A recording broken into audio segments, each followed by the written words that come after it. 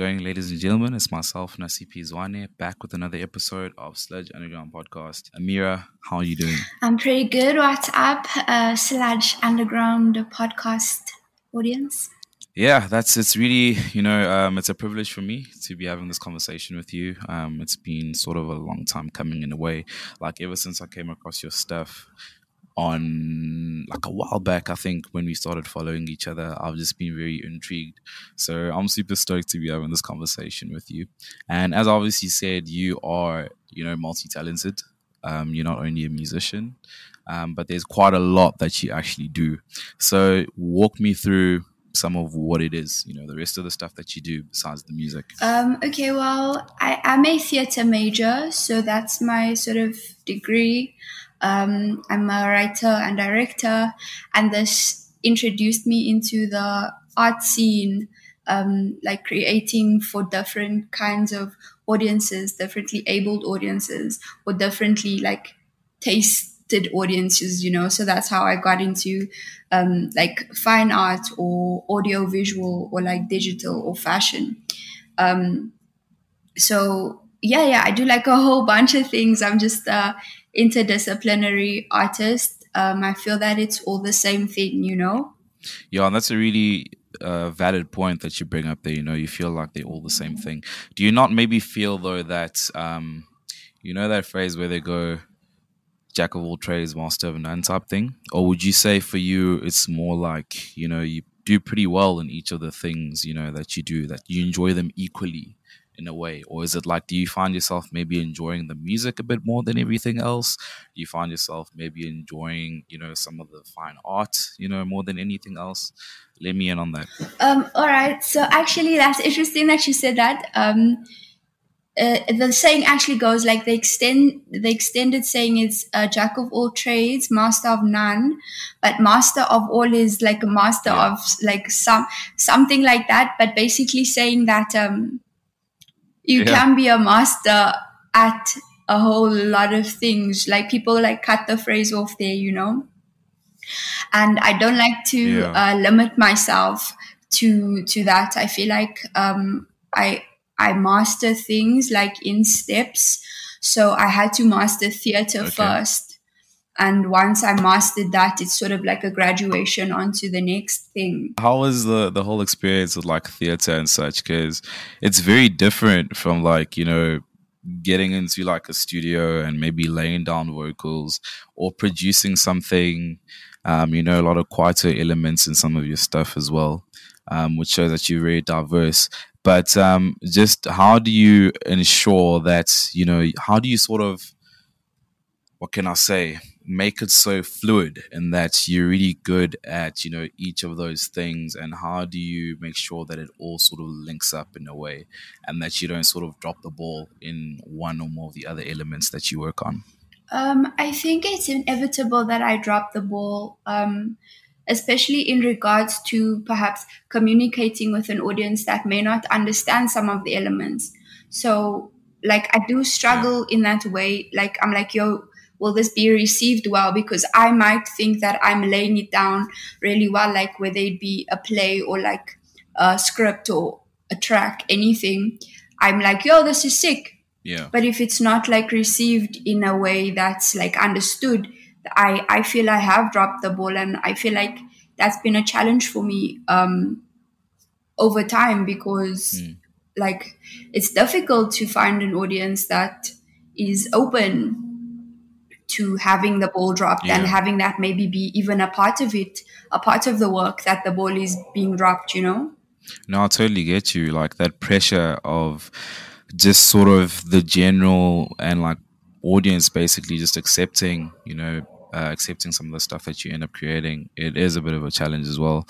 Would you say that there's also like an element though of, at the end of the day, you can't really please everyone? So does it not sometimes end up being a matter of you just saying, well, fuck it. I mean, some people like it, some people won't. Fuck it, we ball. Does that ever happen? Definitely. I feel like I have to because I am such like a diverse artist. I cannot please everybody, and I do have a specific style. and a specific message. Yeah. So it definitely will not and cannot be mainstream or like grandly accepted. I'd like to be like the person who maybe talks to like 3 people in an audience. That's obviously not the goal, but that's the reality sometimes. Yeah, no, that's really special. It's really special indeed. Like I just look at some of obviously what I touched on earlier was that there's some quite an influence in some of your tracks. There was even the one track that I was listening to. I think it's on your Bandcamp, and it was pretty much I think you had sampled there Unomvula, and was that you? Is that you on the vocals? No, that's definitely a sample. That's from like you know how they do those like classroom kind of vocals, and there's like classroom these homies in a classroom and they're singing. Yeah, it's that. Yeah. So you just like basically created the beat though. That was production. How did you sort of get into that, production and sort of producing? And in actual fact, just looking at everything that you actually do, obviously you are multi-talented, but what would you sort of classify yourself as? Obviously you don't want to label yourself. You don't want to package yourself in a certain way, but the Amira that I'm talking to today, am I talking to Amira, the musician? Am I talking to Amira, the fine artist, the producer? Which hat do you sort of bring forward as like the main one when you're sort of, bringing yourself out there to the general sort of audience? I think for the time it's definitely producer. Over this year is like a title I kind of discovered and like leaned into. I wouldn't ever have thought that would be the sort of thing, but it is. So, yeah. And how did you basically get into production? Like what sort of sparked this love for production and being a producer? I think it started as like a merge between video editing and producing. Because like if you've ever made a track, you'll see that it's sort of similar. Like cutting, editing and making a track. So it this meeting, like the first track I ever made, it's called Surplus Morale, and I hit a friend of mine up. Her name is Naledi Fly Machine Sessions. Very dope.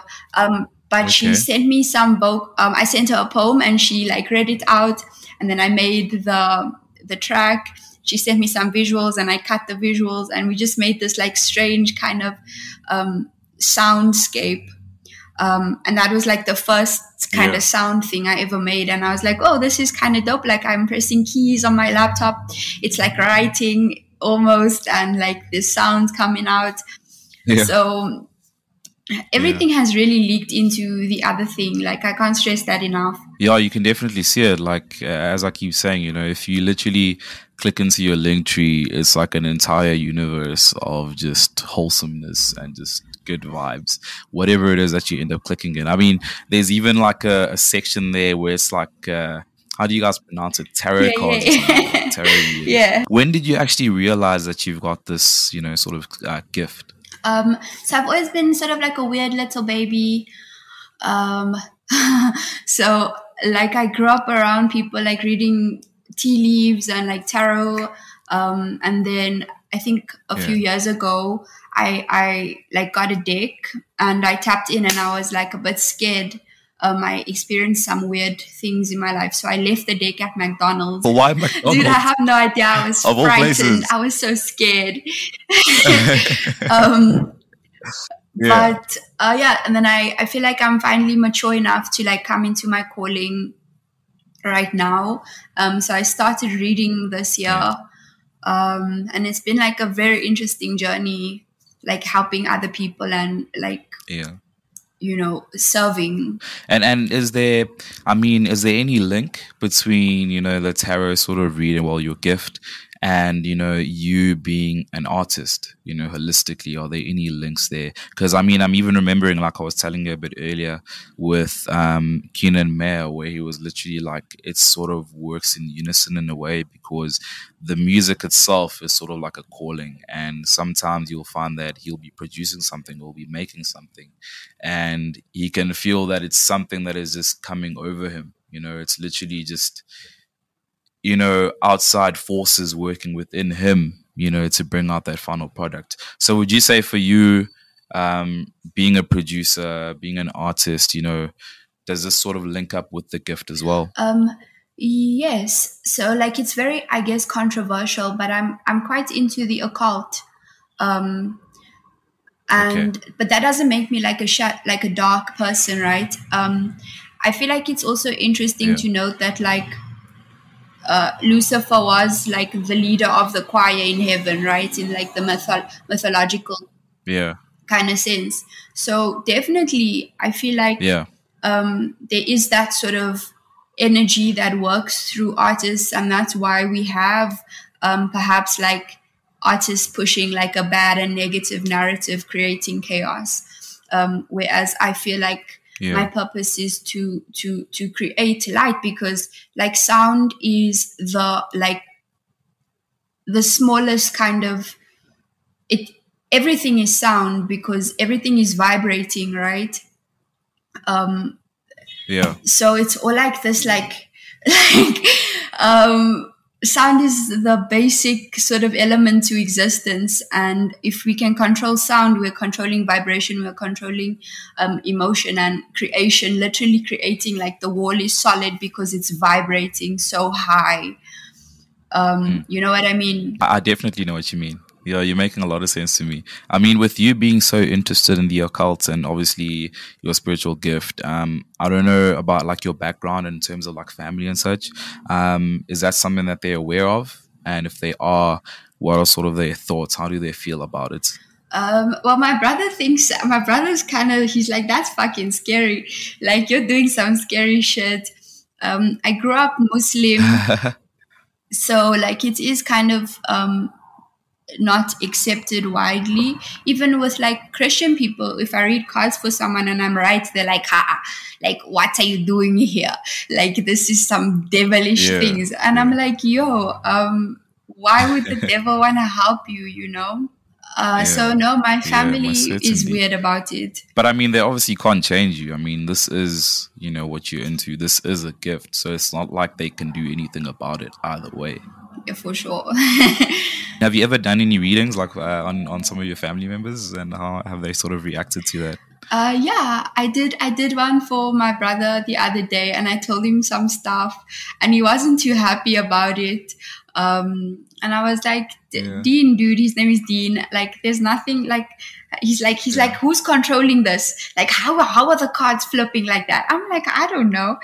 And it's just like, I don't know what's controlling it, but there definitely is a higher power. And if you don't believe that there is something guiding you, like, here's evidence. Definitely. And this also sort of reminds me, when you say that you grew up Muslim and in a Muslim home, there's an episode that we had with an artist by the name of Kasim. And he's Muslim, like he led us into like his home and everything. Shout out Louis G. And he led us into his home, and he was basically telling us that being a musician as well. Like, I'm looking at what you're saying, and that what you're doing and what you're into is frowned upon, within sort of like the Muslim sort of community and such. And what he also told me is that music as well. I think he called it, there was a name for it. I don't know if it's haram. He said music is haram. Yes, music is haram. So besides the spiritual calling that you have, they obviously couldn't have been happy where they found out that you're a producer as well and that you're making music, right? Absolutely. Like, I'm going to go meet my dad sometime soon. I haven't seen him in some time. And like, he hasn't seen me with all these like tattoos, and I'm a producer. I'm reading tarot. I dress the way I want to. So it is a bit scary. It is haram, and like it's like, yo, this is who I am. There's nothing really I can change, and I wouldn't want to. Yeah, definitely. That's definitely something good going for you. It's like you believe in what you believe in, and you're not letting anyone sort of change, the person that you are. I mean, just sort of like looking at the music though in general, with you being a producer and all, how are you sort of finding that space? Is it something that obviously you must be enjoying, being a producer, but when we're looking at you now, you know, trying to break out? You obviously aren't trying to appeal to the masses, but how has sort of your experience been, you know, as a producer, as a female as well? Because I feel like there aren't that many female producers that are in the public eye, at least. So, what has your experience been like as being a female producer within South Africa? It's interesting, I guess. It's very difficult for me to navigate the space because it's so male, sort of led. It's like how do I go about booking gigs? It's very difficult to be like, yo, listen to my tracks, because as a woman, I'm not really taken seriously. Like, oh, you make beats, and it's like, okay, like probably some Fruity Loop kind of whack things, you know, which I'm not tooting my own horn, but like you know if your stuff's good, right? Yeah, definitely. So it's just difficult to be taken seriously, and that's been a uphill battle for the longest time. Are there any like female producers that you've sort of worked with, or maybe female producers that you'd like to work with, and that are maybe of a similar view to yours, that, you know, female producers just aren't taken seriously within South Africa? And who are they? And if there are any you'd want to work with, let us know who they are as well. So I have worked with Rose Bonica, very amazing techno producer in Cape Town. By a track, I think it's on the last kind of project on Spotify, the Deer in Headlights remix. That's a remix of her track. She's really like she's doing the things, you know, for women in South Africa as producers. And then another honey who actually linked me with Ableton, and they hooked me up with their program, is Davina Satori, a friend of mine, very good, like mentor and like somebody I look up to and revere. Also a female producer, just like doing things for women and like for the queer community that nobody else is really doing. Obviously, you mentioned the queer community there. Yourself, is that something you sort of with? Are you part of the community, or is it just a matter of, you know, you're very much in support of, you know, the community as a whole? I'm absolutely queer. I think not in like the sense of like sexuality. I do believe sexuality is fluid, but I feel like I'm just a queer human being in the sense of the word queer. I'm very, I like what I like. What does that mean? Like, what does that mean to you? What's the definition of queer according to Amira? Strange. Like when you say you're a queer human being. Strange and other. Yeah. Like the other, you know, the like not really accepted or, I think in high school I did this study on the queer art of failure, and it's basically not in high school, in university. They're talking about. I had to write an essay on like what blackness meant and what like how black people are othered. So it was more like a study on the other, how like colonial mindsets like explore this othering of people that they do not understand or want to understand. And that's also how I came into my calling, because I really resonate with the culture of the other. Reading tarot cards, believing in ancestors, that's not colonial, you know, it's not white, it's other. So I find myself queer in that sense, in queer spaces, and I'd be bold enough to say black spaces where I am that, and I can speak to that as that, you know what I mean? Yeah.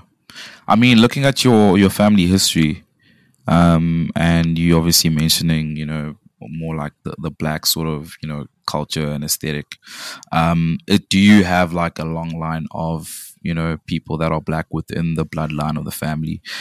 Was there ever maybe a point where maybe one of them, or maybe like a great grandmother of yours or something that you may know about, maybe also had this gift, or has it just been Muslim through and through? I don't really know much about my own family tree, so I couldn't say for certain. Yeah. But I do know and I do Yeah. believe that it is hereditary, like spiritual gifts are hereditary.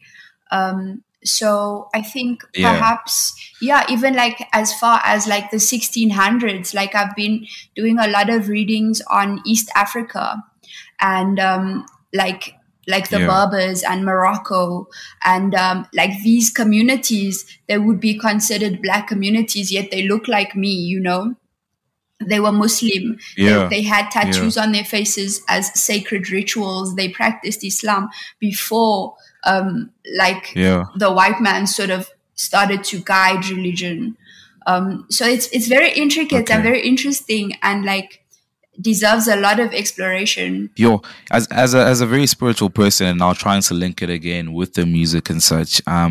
Whenever you are sort of, I don't know if you would practice, the spirituality, or do something within that sort of a spiritual sort of gift. Do you ever maybe lend that towards maybe your production in a way where, say, for example, like I'll make an example with a band or something, like before we go on stage or something, we will do like 50 push-ups or something, and then just to get pumped and then go on. Make an example. Terrible example, I know. But is there something that you do to prepare yourself and get yourself in the zone? I mean, even if it's just beyond music, just in whatever it is that you do, just to sort of, bring yourself back together type thing. Yeah, I like to speak to like whatever I ingest. So like I usually smoke weed and then like I'll speak to it and I'll like sort of confess over it what I want to do. And that's mostly in making music. Even with my co-producers, if I work with somebody, it's almost like a very Yes. drug induced state. It doesn't like really matter what kind of drug. I wouldn't really like to get into that, but it is this sort of ritualistic ingesting of a substance or a mind altering kind of thing where we are getting into a higher realm or a different realm or a different mindset and set the intention upon that thing. Even if it's like eating like a banana, being like, yo, this banana is gonna give me magical powers. This is very beautiful. I'm just really stoked to be getting all this insights, because I've never really had a conversation, with someone like yourself who's got this sort of gift. So it's really just intriguing. As much as this is a music podcast, it's just lovely getting to hear a musician and an artist, beyond just, music, because we are more than, what we create as well. So it's a really wonderful opportunity. And some of the stuff, obviously, on your Linktree as well, as I said, it's an entire universe in there. Like anyone who's listening to this, watching this, I urge you to go check that out, because there's just so many things listed on there. What are sort of the future plans, going forward? Right now, obviously focusing on production. We are obviously in the new year. Well, this episode is going to be dropping in the new year. So what are sort of your plans? What do you have sort of building up? What can we sort of expect in terms of like production? What are you working on? Let us in on all the exclusives and all the secrets. Okay, for the moment, I'm just trying to get all my projects out. Like every single track I've ever made, and been like, okay, guys, listen, please, like, share. Listen to what I've done, and finish sort of the year off like accomplished, like, okay, like tie up loose ends, sort of arrange and sort and compartmentalize all the things. And then next year, I have no idea what's in store. I'm very excited though.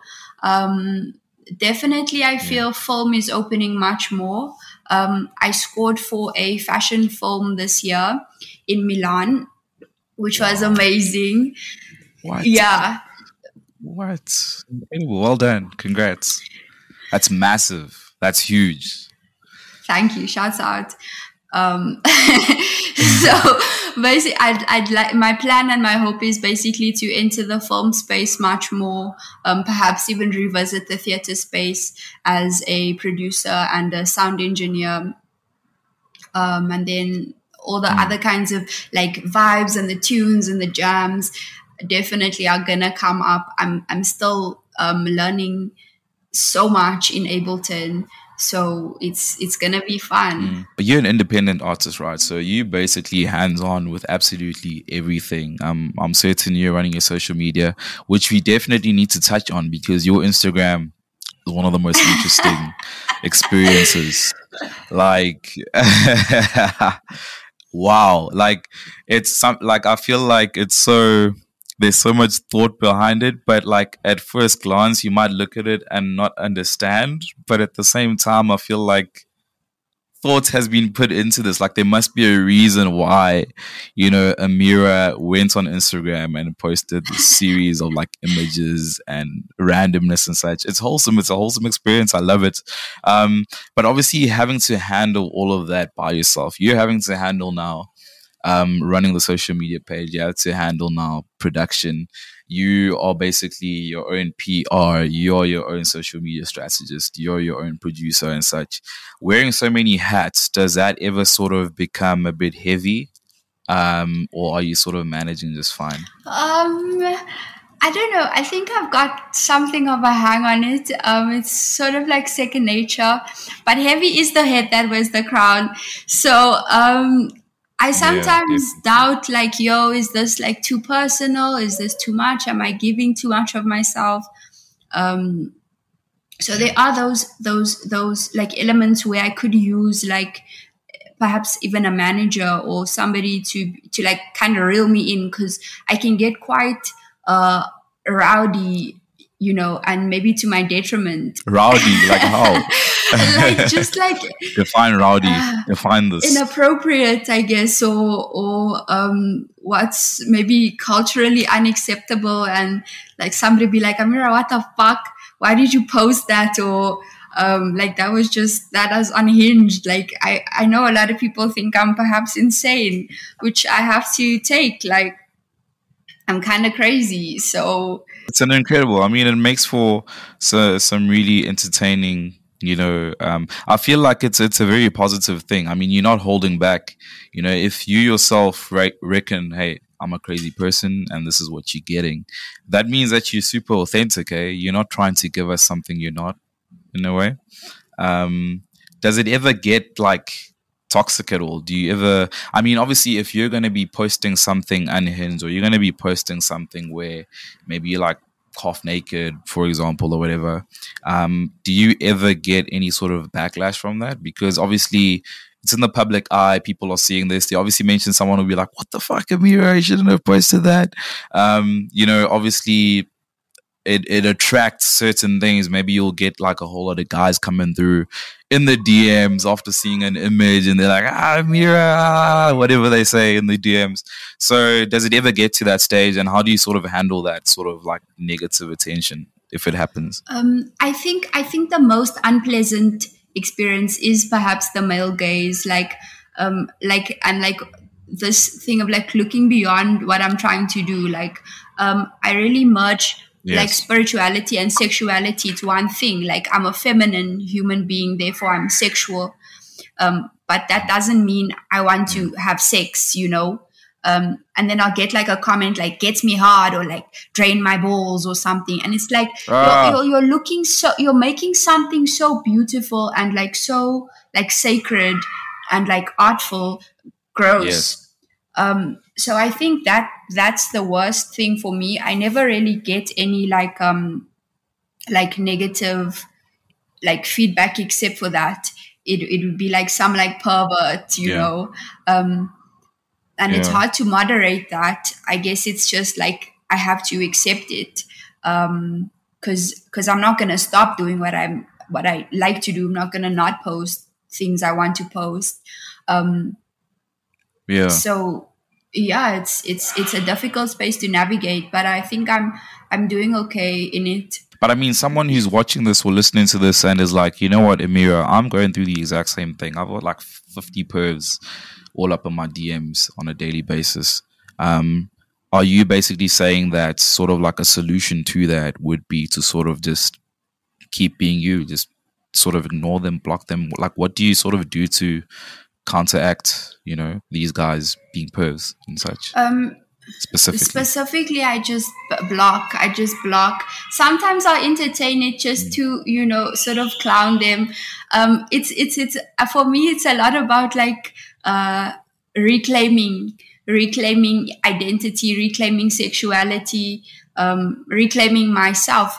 So not sort of being a victim and being like, oh no, no, like, and stop doing what I'm doing. It's more like I will rather like entertain it, and not entertain it in like in a bad way, but it's like, okay, if you want to play, I can play too.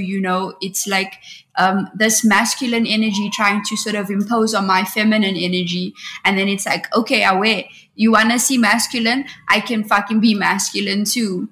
I can play that same game. Yeah. And I think it's important for women to own their masculine energy and not really wait for masculine energies to change or respect them, but rather find that masculine in yourself and own it. That is very beautiful. We almost at the end, but I just wanted to find out from you what being a musician and what being a producer, what being an artist for however many years you've been going, has sort of taught you, and what do you take from this experience being an artist that you basically apply into your everyday life? It's definitely that I create my reality. Anything that I create by my hands, I can manifest. So that's that I am a creator, and just as the higher source is a creator, I am like that. I am not God, but I am in the image of God. Therefore, anything that I create is mine, and I have made it. Therefore, I can do anything. I can make anything if I can make it. And like that's been the greatest discovery as an artist. Like you make life is what you literally make it. So you should make it. Definitely. And what advice would you give to anyone that is looking up, to Amira as a role model, as a producer, and is like, you know what, I want to one day be in a similar position to what Amira is in right now, as much as far as production goes, as far as being an artist goes. Is there any advice that you can give anyone that's looking at sort of trying to tackle this sort of space and getting into that sort of creative space, within South Africa and such, about any challenges or any peaceful, piece of advice for them? I think just be yourself. I know that's cliche, but just absolutely be true to your genuine self and listen to yourself. The body and the heart and the mind has so much wisdom. I find that like I'm not even thinking sometimes. I'm just listening. Like I'm listening to the wisdom of the universe and my own thoughts. So I feel like just be yourself, and I like cannot stress that enough. Just be true to yourself. Listen to your urges, listen to your impulses, listen to your pain, your hatred, your jealousy, your anger, and see like, yo, who is this person? Because I feel like we all just come here to get to know who we are. Learn yourself, learn what makes you tick, what makes you happy, how do you feel in certain spaces, and follow that. Don't betray yourself. I think is the most important thing in this industry. Your tattoos, how many do you have? Well, tell me about like the most recent one, like what's it about, or your most favorite one, Okay, I have 15. That's quite a lot. Yeah. My most recent, my favorite one is probably this one on my face. It's a spider. Oh, you got an entire face tat? What? Yeah. That is fucking epic. I love that. That is insane. Thank you. It's awesome. So basically, it's just as a symbol of protection. There was this story about the Prophet Muhammad in the cave, and the bad guys are looking for him. And the spider weaves this like intricate ass web over the front of the cave that could not possibly be woven in minutes, but it does, just to show like the enemies, like, yo, he's not in there. So the spider sort of protects the Prophet. And that's like the symbol for me. Like, I feel like I could have been that spider in a past life, or spiders protect me in this life. Whenever I feel cobwebs, I know that I'm protected. I think you're the second artist that we've had on that as a face tat. The other was Venus Raps. Shout out Venus Raps. I think you guys should link up because she's insane and you're insane as well. And that collaboration would be epic. But with you getting a face tat, is that something that would you say this is you fully committing to this musician thing? Because now, obviously, you know, it makes it difficult if you wanted to get like a 9 to 5 or anything. You know, you can't rock up with a face tat or anything. I guess you could cover it up with makeup and such. But is that anything you ever thought of before getting the tat? Like, maybe one day I want to get a job, you know?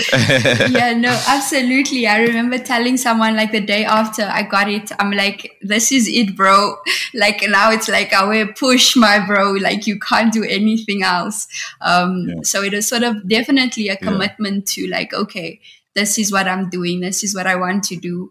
I literally cannot do anything else now. Yeah. I mean, what is the ultimate goal for you? Like, where do you want to take this though? Like, what would you say is success to you? Because success is very different for all of us. You know, for me, for example, well, this is just an example. Like I could say success for me is getting 25 people listening to this episode that we're doing now. And that for me would be like the pinnacle, right? So for you, what is the pinnacle when it comes to what you're doing? That'll make that face tat worth it. And you'll be like, actually, I made the right choice. I'm where I'm at. What is a holy grail for you? Perhaps just to move people and really speak to them, change their lives. Be like, yo, like have somebody hit me up and be like, I was going through a really dark time. Your music guided me. Or I was watching this film and like the sound stuck with me. Or like, you've healed me. I'm a healer. So success to me would be healing the collective conscious on a grand and like spiritual deep level, so that we can move out of this sort of like, I know it's really big, but like this war state that we are in as a world, as like everything crumbling and everything just going to shit. I'd really like to bring healing. That would be my ultimate goal. That is a very beautiful goal indeed. Amira, thank you for joining me on this episode and this experiment of mine. I've really just learned a lot about you. And in all honesty, like, you know, it could literally go on forever. Like, I feel like we could literally talk for hours and hours about random stuff. But I'm also trying to make it, you know, specific to what you are as an artist and such. But I'm pretty certain that maybe one day in a different space, you and I will get an opportunity to just chop it up. It has to happen. For sure. This is an opportunity to sort of plug now, obviously, your social media handles, and I'd also like for you to plug your tarot stuff, because I mean, if someone is out there and they want a reading of some sort, you know, it could be also an opportunity for a source of income of some sort or whatever. So if it's worth anything, plug that as well. Yes, okay. So, hi guys. I am ac.idtab on Instagram. You can find me on Facebook. What does that mean, by the way? Tab, like LSD. Oh, is that your artist name? It used to be. Also like a $CID, because my name is Amira Mullah. So like a with the money, you know. Shmoney. Okay. Amira Mullah on Facebook. On YouTube, my tarot is playing cards, so you guys can like watch all sorts of like readings there for different signs. I get kind of wild and very straightforward if anybody's into that kind of thing. And yeah, that's me. Amira on Spotify, on Bandcamp. I think I'm Acid, on SoundCloud Acid as well. Yeah, just like link me for all my work. I have so much to give. Just to anyone that's been listening to this as well, thank you so much for tuning in, and really hope that you do stick with us throughout the whole year. And thank you for joining myself and Amira. It's been a really awesome episode. I've enjoyed this one, and I hope you've enjoyed it as much as I have. For everything Sledge Underground, it's obviously Sledge Underground. at Sludge Underground on Instagram, at Sludge031 on Twitter, and obviously we have our website, www.sludgeunderground.com. As for myself, it's at Zwani031 on absolutely all social media handles. And until next time, there's a bluebird in my heart that wants to get out, but I'm too tough for him. Tough for him.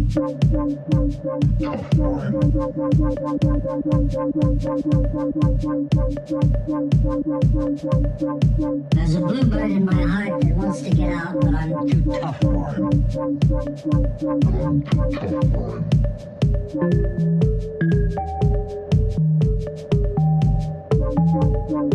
I say stay in there, I'm not going to let anybody see you. I say stay in there, I'm not going to let anybody see you. Stay in there, I'm not going to let anybody see you.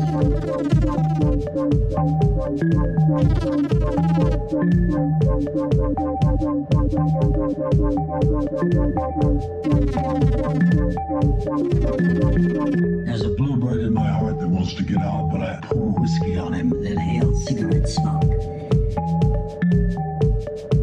And the whores and the bartenders and the grocery clerks never know that he's in there.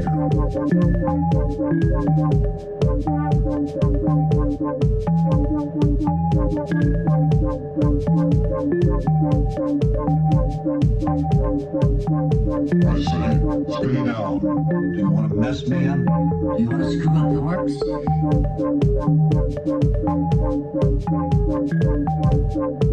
Stay down. Do you want to mess me up? Do you want to screw up the works? Do you want to mess me up? Screw up the works? There's a bluebird in my heart that wants to get out. I'm too clever. I only let him out at night sometimes when everybody's asleep. I say, I know you're there, so don't be sad. Then I put him back. But he's singing up there. I haven't quite let him die. And we sleep together like